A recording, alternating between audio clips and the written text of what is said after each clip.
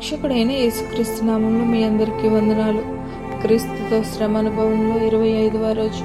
హెబ్రీలకు రాసిన పత్రిక 13వ అధ్యాయం 12వ వచనంలో ఇలా రాయబడింది, కావున యేసు కూడా తన స్వరక్తం చేత ప్రజలను పరిశుద్ధపరచుటకై గవిని వెలుపుట శ్రమ పొందెను.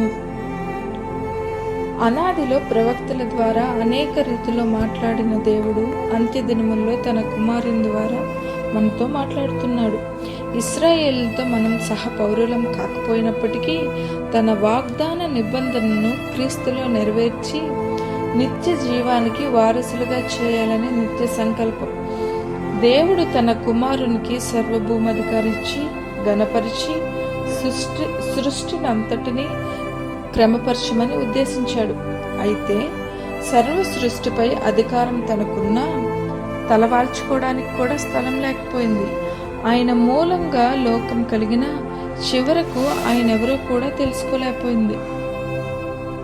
సర్వాధికారాన్ని సమాజం ముందు మౌనంగా నిలబెడితే సిలువ వేయాలి అనే ఆధిపత్యం, అహంకారం చివరకు గవిని వెలుపటకు నెట్టివేసింది.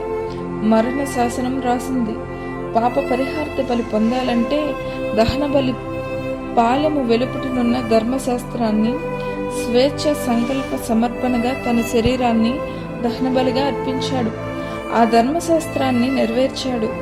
పొందే ప్రతి శ్రమ ప్రజా శ్రేయస్సు కొరకేనని, ప్రజలందరూ పరిశుద్ధపరచబడాలంటే స్వరక్తం చిందించబడాలనే నిర్ణయం ఆఖరి బొట్టు వరకు రక్తం కార్చాడు. సిలువలో మూల్యం చెల్లించాడు.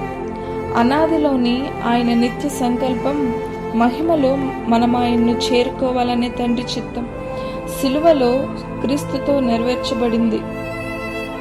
మన జీవితం పరిశుద్ధపరచబడింది. హల్లెలూయా. అనుభవం మన పాపాలకు తగిన మూల్యం చెల్లించడానికి అర్పించుకున్న క్రీస్తు శ్రమ అనుభవం మన జీవితాన్ని పరిశుద్ధపరచబడుతుంది. దేవుడి వాక్యం దీవించును గాక. ఆమేన్.